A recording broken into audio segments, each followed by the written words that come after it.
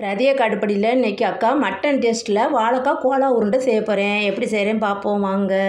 இப்போ அக்கா ஒரு வாழைக்காய் 4ஆக கட் பண்ணி நல்லா வேக வச்சு ஆற வச்சுட்டேன். இப்போ தோலை எடுத்துட்டு நம்ம நல்லா பிசைஞ்சிக்கலாம். இப்போ ஒரு பவுலில் தோலை உரிச்சிட்டு போட்டிருக்கப்பா, சூடாக இருக்குது, கொஞ்சம் ஆறட்டும், நம்ம மசாலா ரெடி பண்ணிட்டு வரலாம். இப்போ அக்கா ஒரு வடை சட்டியில் கொஞ்சமாக ஒரு 2 ஸ்பூன் ஆயில் விட்டுருக்குறேன். ஒரு அரை ஸ்பூன் ஃபுல்லாக சோம்பு போட்டுக்கலாம். ஜீரகம் ஒரு 1/4 ஸ்பூன் போடுறேன் அக்கா.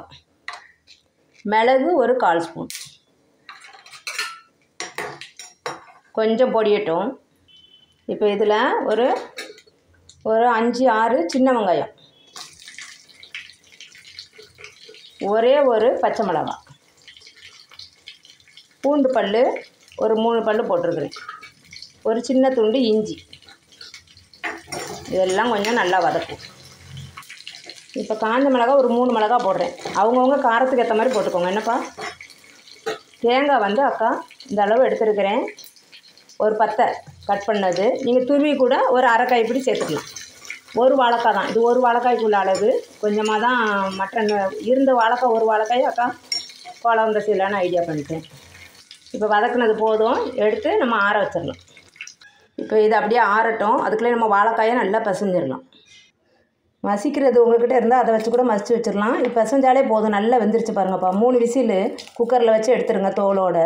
அவ்வளோதான், நல்லா பசஞ்சிருச்சு. இன்னும் நம்ம மசாலா நல்லா அரைச்சிட்டு வந்துடும். இப்போ ஆறிச்சு, எல்லாத்தையும் மிக்ஸி ஜாரில் சேர்த்துட்டேன்ப்பா. நல்லா நைஸாக தண்ணி ஊற்றாமல் அரைச்சிட்டு வந்துடலாம். குறைன்னு அரைச்சாலும் பரவாயில்ல தான். இப்போ அரைச்சிட்டு வந்துட்டேன். இந்த அளவு அரைச்சிக்கோங்க. இந்த குறைப்பாக போதும். உங்களுக்கு குழந்தைங்களுக்கு கொஞ்சம் காரம் கம்மியாக வேணும்னா காஞ்ச மிளகா குறைச்சிக்கோங்கப்பா. மிளகெல்லாம் குறைக்காதீங்க, அது நல்லது உடம்புக்கு. அவ்வளோதான். இப்போ அதை எடுத்து நம்ம அந்த வாழைக்காயில் போட்டுக்கலாம். இப்போ அரைச்ச விடுத வாழைக்காயில் போட்டாச்சு. நம்ம கொஞ்சோண்டு கொரியாண்டரு பொடியாக நறுக்கி இந்த கொத்தமல்லி தலையை போட்டுக்கலாம்.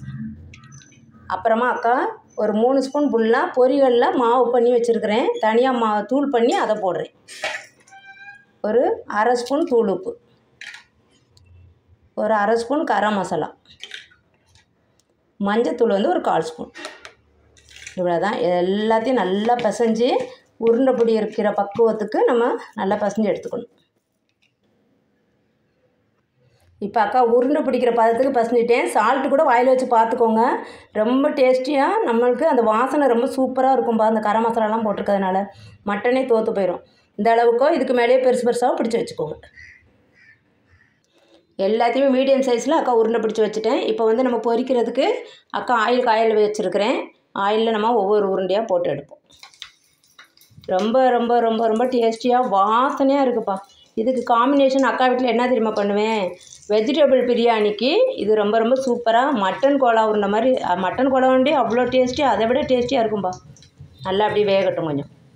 அக்கா சின்ன வடை சட்டி, அதான் 5 போட்டிருக்கேன். நீங்கள் கொஞ்சம் பெரிய வடை சட்டியாக வச்சிங்கன்னா சீக்கிரமாக பொரித்து ஒரே இதில் கூட எடுத்துடலாம். இது இன்னும் கொஞ்சம் வேகணும். நல்லா உள்ளே வேகட்டும், கொஞ்சம் சிம்மிலே வைக்கலாம். இப்போது எடுக்கிற ஸ்டேஜ் வந்துடுச்சு. இந்த ஸ்டேஜில் நம்ம எடுத்துருவோம். அதே மாதிரி அக்கா எல்லா உருண்டையும் போட்டு வரேன். இந்த கோலா உருண்டை செஞ்சிட்டு இருக்கும்போதே மட்டன் கோலா உருண்டை வாசனை தப்போ அடிக்கும். கரம் மசாலா சோம்பெல்லாம் போட்டிருக்கனால இஞ்சி பூண்டு ரொம்ப ரொம்ப டேஸ்டியாக இருக்கும். அக்கா நெக்ஸ்ட்டு ஸ்ட்ரிப்பு போட்டிருக்கிறேன். இதையும் ஃப்ரை பண்ணி எடுத்துக்கலாம். ரொம்ப ரொம்ப டேஸ்டியான மட்டன் டேஸ்ட்டில் வாழைக்காய் கோலா உருண்டை ரெடி. எது ஆறி இருக்கோ அதை மட்டும் அக்கா அப்படியே பிச்சு காமிக்கிறேன் பாருங்கள், எவ்வளோ சாஃப்டாக இருக்குன்னு.